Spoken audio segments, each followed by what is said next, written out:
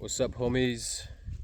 So I got these skeletonized V5s back in stock. It's 13C26 at 58 Rockwell hardness, and they've been cryo treated.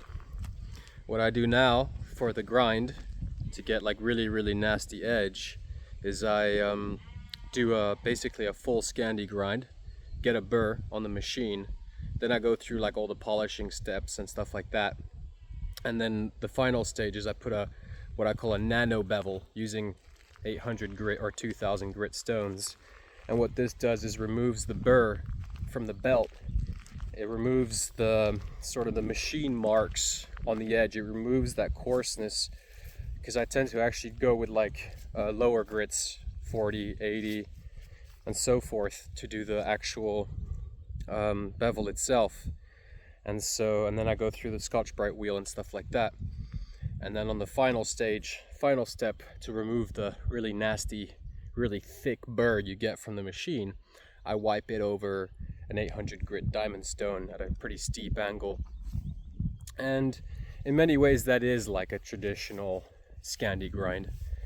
You would have a really steep bevel and you polish that with coarse stones, and then you finish off, you remove the burr using a very high quality like shaving stone, and you get really nasty edge like that.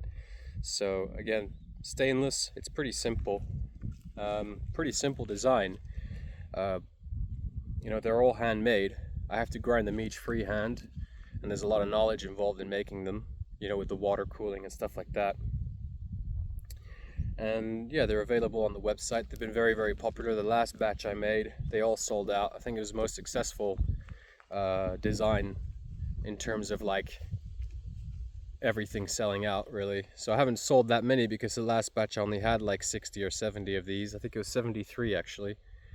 And there's like 3 or 4, you know, shitty ones here that didn't make it through, and everything else sold out. So done really well with these, and I can see why. You keep it simple, you know, and it looks really cool, and it's very sharp, and it's very nasty. It's quite a nice knife to use.